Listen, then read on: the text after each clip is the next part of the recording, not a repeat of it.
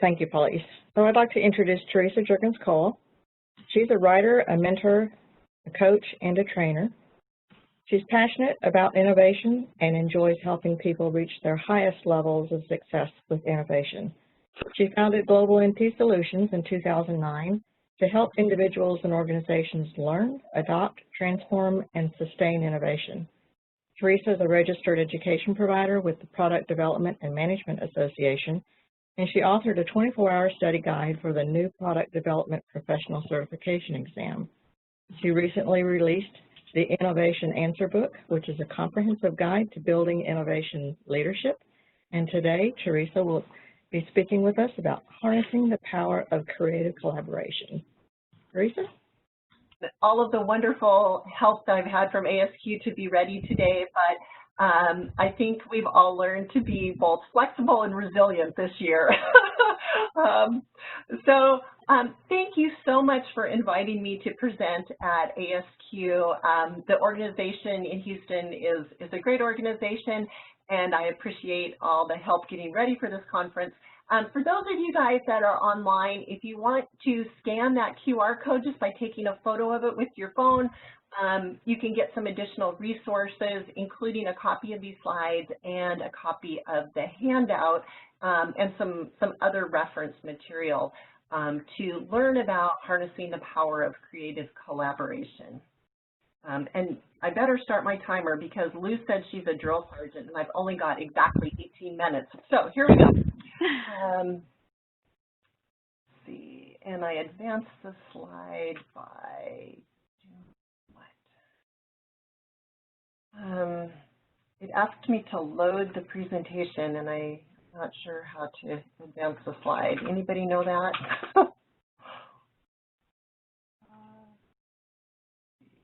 Do you see my PowerPoint or only the file that was there? Yes, we're seeing the first screen. Try to see if you can use the arrows or the page down, page up to move the presentation. The page up is not working. It asked me to load the file. It was different than our practice session. And I'm clicking with my mouse. Maybe clicking on the screen on the left bottom, you should be able to see the arrows on the screen. Nope. We're in the glitches again. I can show the presentation if you want.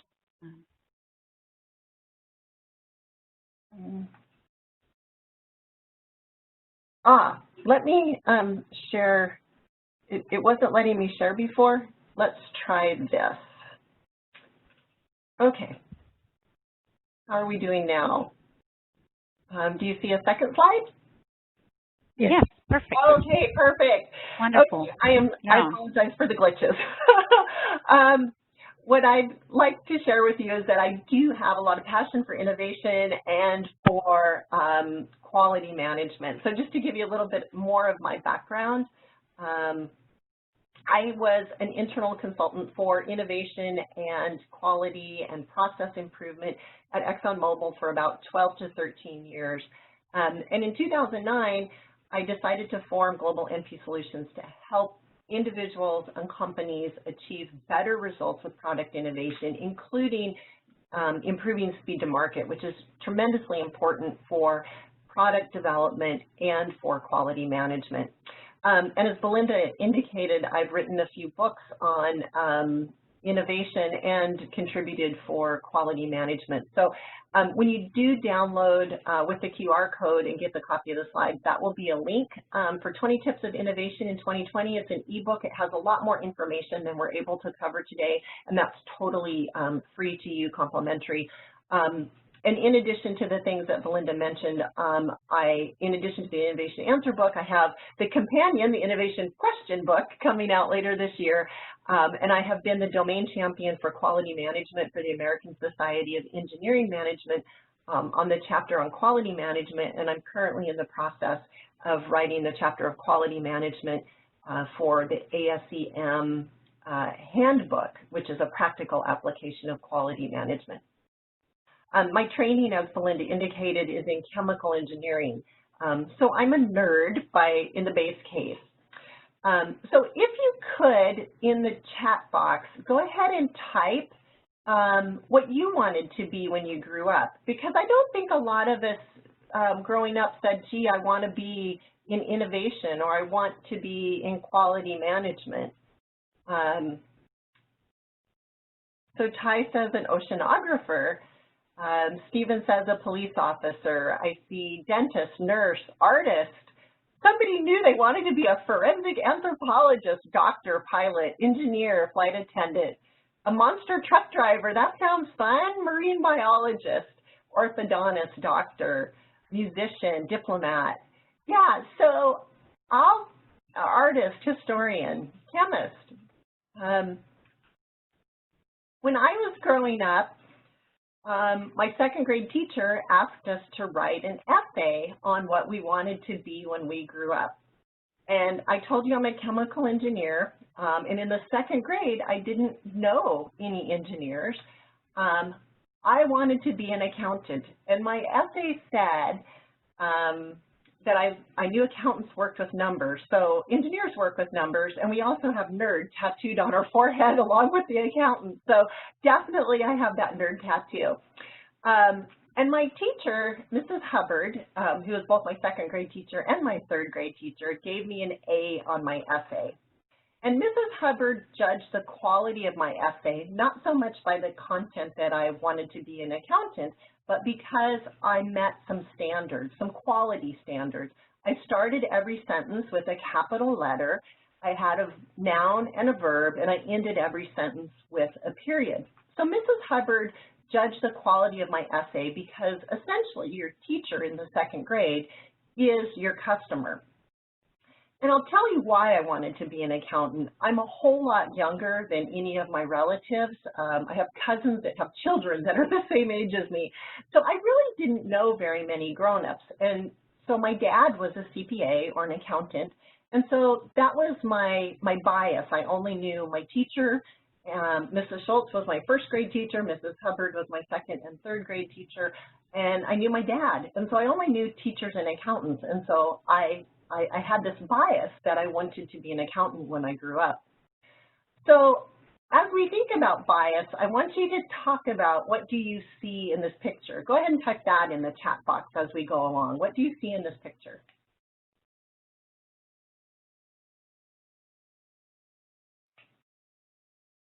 So several people, Kevin, Stephen, Mark, Andrew, say sloth. Ismail says food.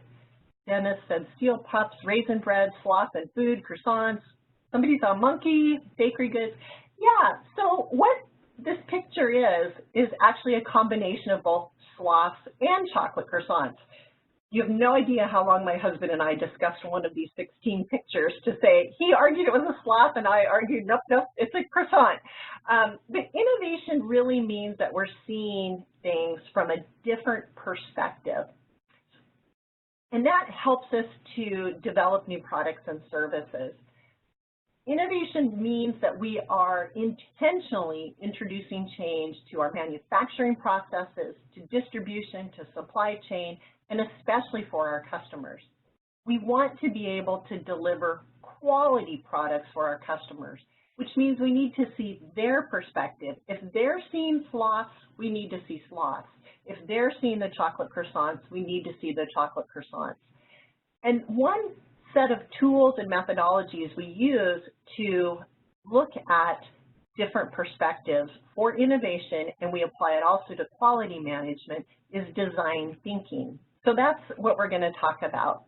There are 5 mindsets of design thinking, the first of which is curiosity. And this isn't, oh, is it going to rain today? Do I need to take an umbrella? This is that deep-seated curiosity we had in the second grade. I'm amazed that some of you guys were so broad that you wanted to be oceanographers and marine biologists. I had never heard of those things, probably till I was in college. But this curiosity of design thinking is not, do I take an umbrella? It's the why do things work the way they do? How do they work? Very deep-seated curiosity. The second element is a bias to action, and this means we try things. Rather than making a big plan and a a 1-inch binder thick project plan for R&D. We go and test things on a small scale. Those of you that work in the software field are familiar with this from the Agile methodology.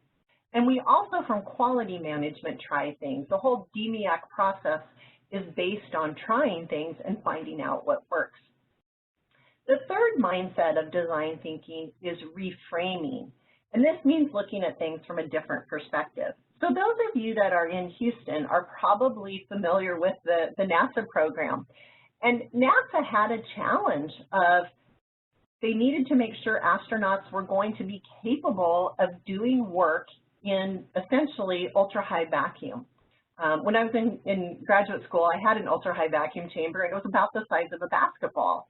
There's no way that an astronaut can practice his tools or her tools or attaching things or doing their work in ultra-high vacuum in something the size of a basketball.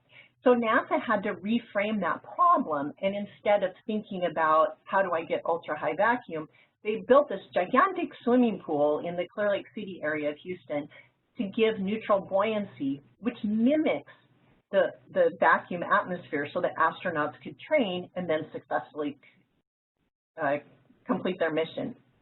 So that's what reframing is all about. The fourth mindset of design thinking is awareness. This is both self-awareness and awareness of our environment. On that picture, if I had asked you instead to tell me what 2 things do you see in the picture, you would have looked for 2 things, both sloths and chocolate croissants. However, just asking you what do you see gives a certain bias, much like the bias I had when all I knew was that there were accountants, and I wrote my 2nd grade paper that I wanted to be an accountant when I grow up. The fifth mindset is collaboration. I've been working from home way before the rest of the world did, and every day I make myself a beautiful salad for lunch. And there's no way I could do that without the collaboration of farmers and ranchers and people that raise chickens, because I do not have a green thumb, and so I get help from all the folks that can make lettuce and tomatoes and cucumbers, and then I put a little bit of cheese on there, and so I need help from the dairy farmers that raise cows that can turn that into cheese, and then the chicken farmers because I put a boiled egg on my salad. Collaboration tells us we can do more with others than we can do by ourselves. So one of the things we use in both design thinking and in quality management is we want to understand the customer's perspective. So design thinking is a model that has only a couple of steps, and in the first step we want to understand our customer needs, and this is called divergent thinking, which means we want to spread out our thoughts and understand, observe the customers, find the multiple needs, ideas, and concepts that might help solve their problem. And then in convergent thinking, we help to define the exact problem, which means we take that broad perspective of all the ideas that we've gathered and then narrow that down into a couple of ideas that we can work on. Again, very similar to the DMIAC process for quality management. So divergent thinking in discovering our customer needs means that we use some specific tools. One tool I love is called Scamper, and Scamper is an acronym for substitute, combine, adapt, modify, put to another use, and reverse. So we use these verbs to help us think about the challenge in front of us, whether that's a product challenge or whether that's a quality issue. So here's an example. I'm a really slow painter. I don't have a lot of patience, so I don't take a whole weekend to paint a room. I paint it 1 hour at a time. But if you do that, your paintbrush is going to dry out, or if you wash it every day, then it takes a long time to load it with paint the next day when you go to paint. So Glad Press and Seal, I have put to another use using P from Scamper to wrap the paintbrush, and as soon as you take it off, the paintbrush is still moist and loaded with paint. But Glad Press and Seal was actually designed not for protecting paintbrushes, but to cover food, like when your relatives come over and you give them a plate of food of the leftovers to take home, it protects them on the drive home, and then they can have a fresh snack later on. So that's an example of the scamper technique. I used the verb of put to another use and applied it to the product Glad Press and Seal.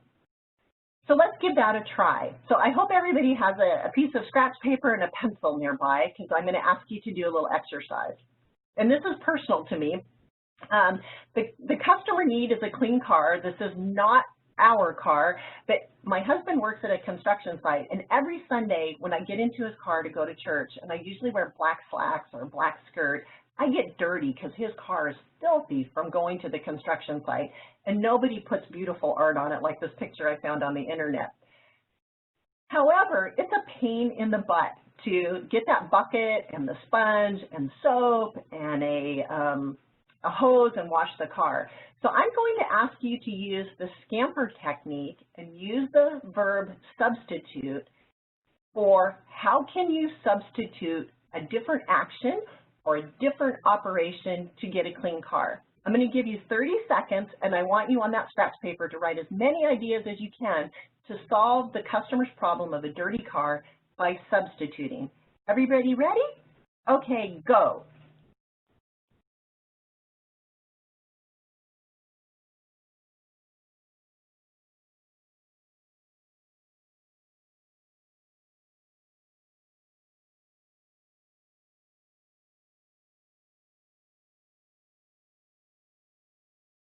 I love those flowers. Hope we all could have that on our cars, huh?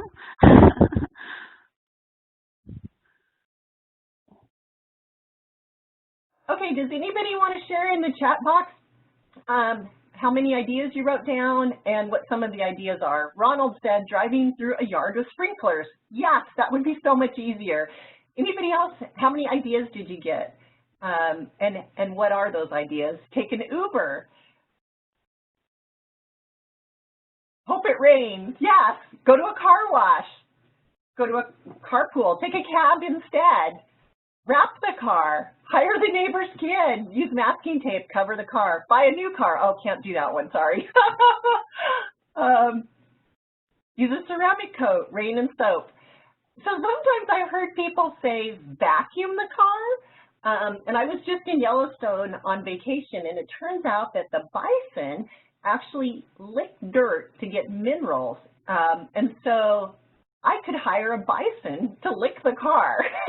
So what you really want to do is come up with the weirdest ideas you can. And they don't actually have to be functional, because there's always a little granular nugget that will allow you to come up with the next thing that will be innovative or will solve a quality problem.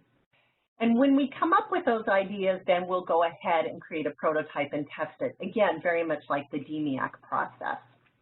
So some more design thinking tools that you can use in creating ideas. Of course, I love Scamper. There's also a customer empathy map, which puts us in the place of the customer. It gives us their pains and gains, because there's always a transaction cost to convert to a new product or to a new quality system. We look at with the customer empathy map, we look at what the customer thinks and feels and does, what their behaviors are. I love mind mapping. This whole list of tools will be available to you if you scan that QR code. Mind mapping is a great tool to especially combine divergent thinking with convergent thinking. I also love SWOT analysis, looking at strengths, weaknesses, opportunities, and threats. That's a great way to come up with ideas for both innovation and quality management. So Lou said be exactly 18 minutes, and I think I have 17 minutes and 30 seconds on my timer right now, so hopefully I'm meeting the requirement. I would love to talk to you more about innovation and design thinking. I do have a design thinking workshop on the 3rd and 10th of December. It's usually a one-day intensive workshop. We're going virtual. So that'll be just a few hours each of those 2 days. And I know a lot of folks are going through transitions right now. Maybe you're going to take an early retirement, or maybe you're looking at a career change. And in the Life Design Mastermind, we apply design thinking tools to both our personal and professional lives. And there's an open webinar Q&A about that mastermind group on the 11th of November. You can register at that link, and then the mastermind group runs once a month for the following 6 months or subsequent 6 months. So I love to talk about design thinking. I'm going to stick around through the break, and if anybody has any questions right now, I'd love to take those.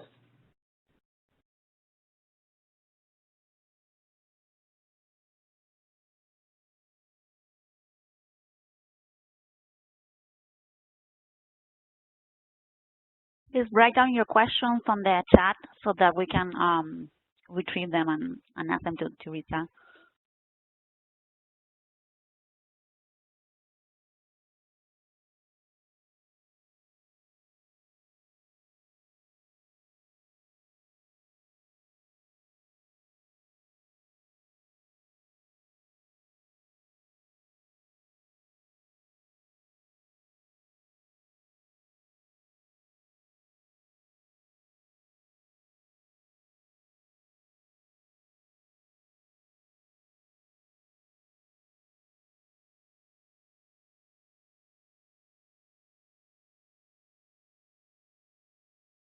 Well, it looks like there are no questions. It has been so clear. So Teresa, any other example maybe that you want to provide on how you use a Scamper in your real life? Sure. The mind mapping is one of my favorite tools. So when you do mind mapping, I like to get myself really relaxed and thinking about a problem. So for me, that means I go for a run or a bike ride, and then I come back and I'll start with a blank piece of paper and I'll put into the middle of the paper the problem or question I'm trying to address. And then whatever pops into my mind, I just write that word or phrase or draw a little sketch any place on that piece of paper. And then when you spend maybe 5 minutes doing that, and then you can go back and look at the piece of paper and realize that there are connections between things. I was teaching at an online university for a long time, and I realized it wasn't a good work-life balance, and this particular online university where I was teaching actually didn't pay very much. And so I didn't want to abandon the students because I love teaching and helping people, but I knew that I had a challenge. So I went through the mind map exercise, and it helped me direct where I wanted to move forward. And that was one example of using a design thinking tool. And I see Stephen has a question. When you work with teams and groups, what are some ways to reframe questions or problems to get creative thinking going within the group?